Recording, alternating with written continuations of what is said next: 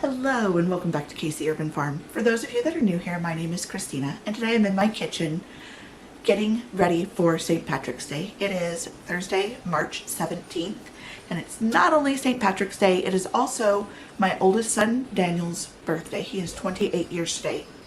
Now sadly he lives in San Francisco, so we are not able to celebrate his birthday with him.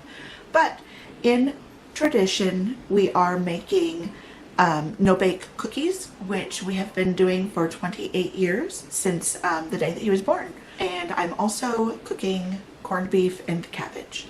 So I figured I'd turn the camera on and bring you guys along while I just did some quick baking. So my goal is not really to share a recipe today. It's just kind of, turning on the camera, saying hi to everybody, and just doing a little bit of food prep for this evening.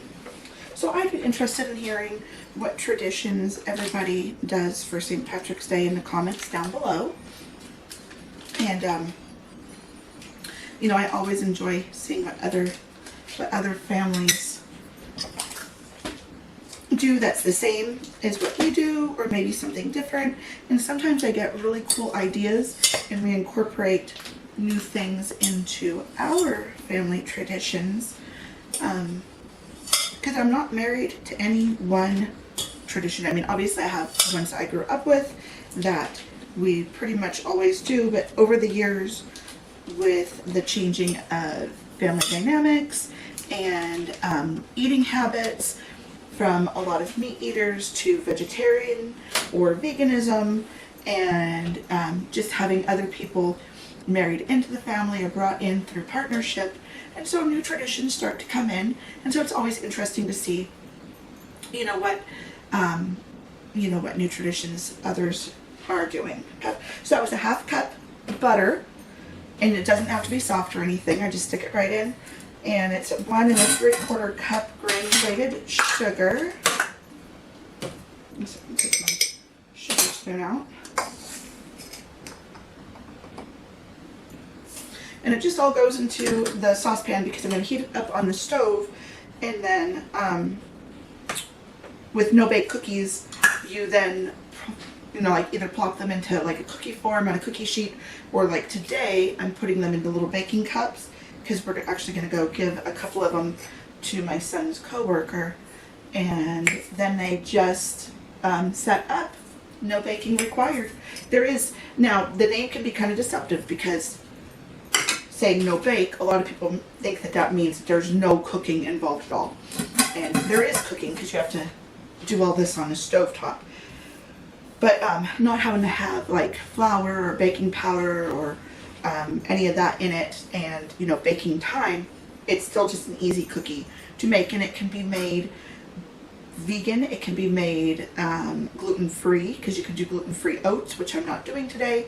It can actually be made nut-free because you can substitute the peanut butter. So we have the butter, the sugar, unsweetened cocoa powder, and I'm just using, it's an off-brand, well, I don't know, it's Hy-Vee. I consider it an off-brand. Others may not, but I'm just using that.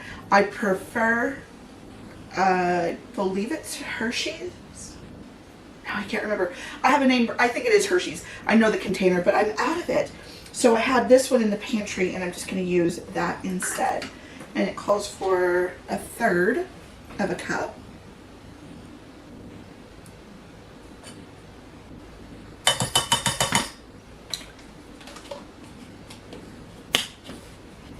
And for this, because I'm kind of weird about when I'm cooking, I have specific like peanut butter and oats and things I use just for baking, especially if I am sharing stuff with other people. So I bought a brand new thing of, just a small thing of oats and peanut butter this morning, because what I had here is just what we use for our everyday, household recipes and eating. And I can't guarantee, doesn't bother me, but I can't guarantee that somebody didn't take a spoon and double dip in the peanut butter or whatnot, and because I am going to share these. So that is one thing. When I cook and you get something from my house, it's pretty much all cooked out of something that's kept completely separate from my other household food, or like with this, it's something that I went out and got brand new. Okay, keep getting sidetracked. So it's a half cup milk, and everything just gets mixed in together and put on the stovetop. And well, everything but the oats, those go in at the last minute. But it all gets melted down and the oats mixed in. Kind of like if you're doing Rice Krispie treats. You know, you do the butter and the marshmallows, and you make the cream, and then you add in the Rice Krispies. This is kind of the same thing. So you make your cream mixture, and then you put in your oats, and you mix it. And then I'll use my cookie thing and plop them into the little cups. 2/3 of a cup of peanut butter. And then I will write on the top that this is baking peanut butter, and I'll put it in my baking pantry and hopefully keep it sacred, but yeah, they're good about respecting that. So I'll label it and I'll put it in my baking cupboard. Okay, what did I say? 2/3 a cup.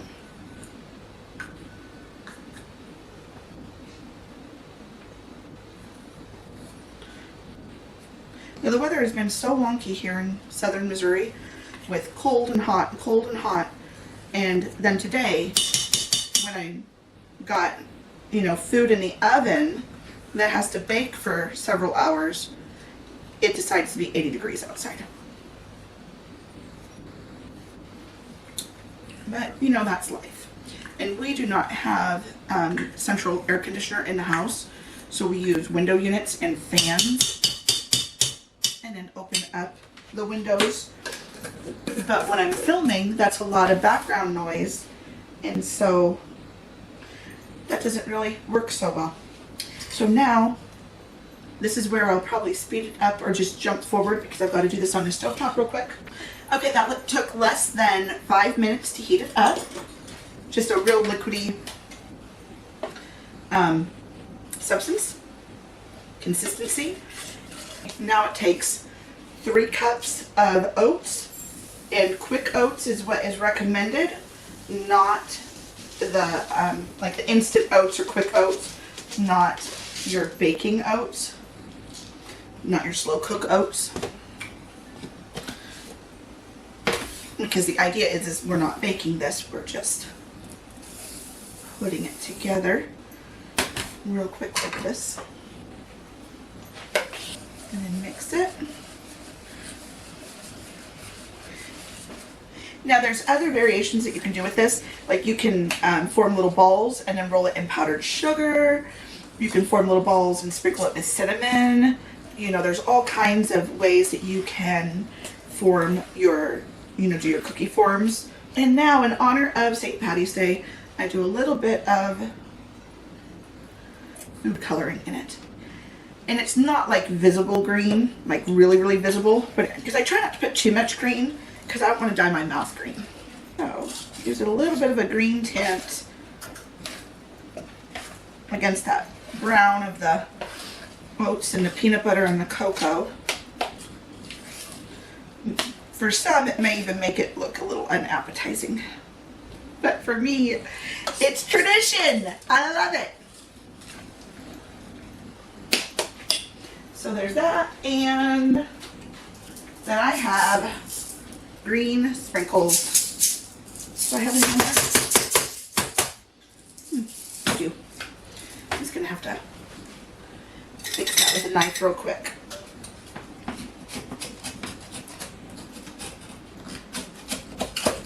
Oh yeah, there we go. I'm gonna have green sprinkles to put on it.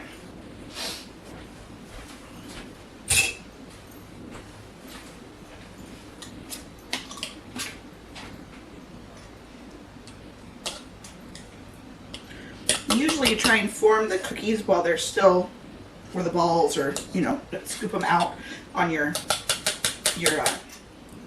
wax paper if you're doing it that way. I'm going to try and do it while it's still a little hot.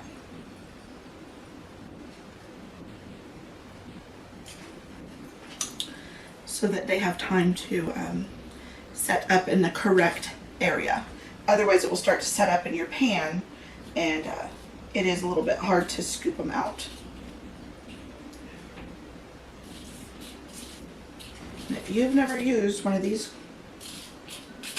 cookie scoopers, dough scoopers, you don't know what you're missing. So I mentioned that we're also cooking corned beef and cabbage. So I have the easy method going. Actually, I'm cooking it two different ways. I've got the easy method going, which is where you put it in the crock pot and then you add your veggies in, and it kind of becomes like a big soupy mess at the end.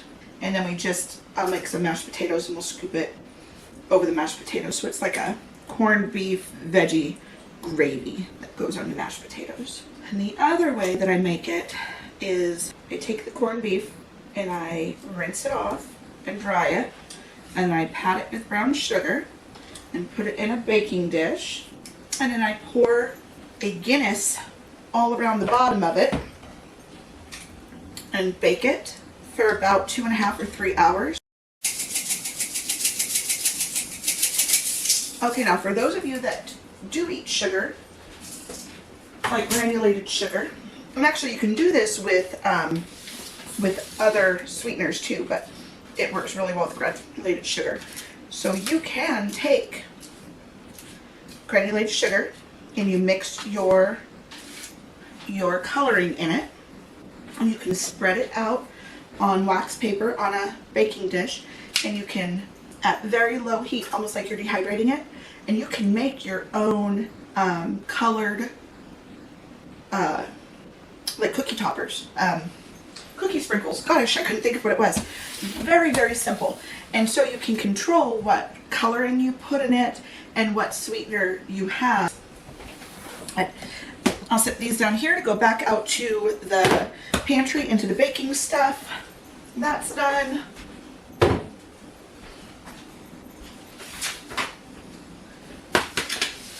These are done. Let me show you.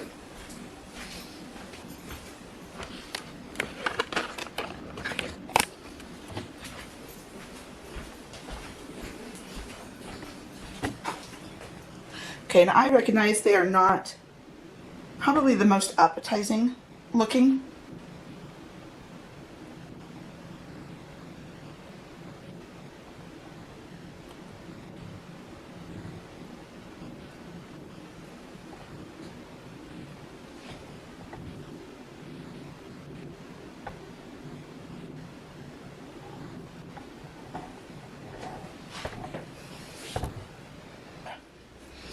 Okay, and then that's the corned beef with the beer.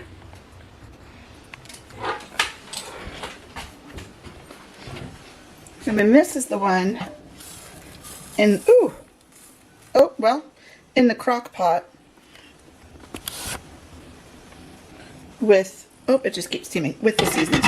So we'll do it like this. So this is the one in the crock pot with the seasonings.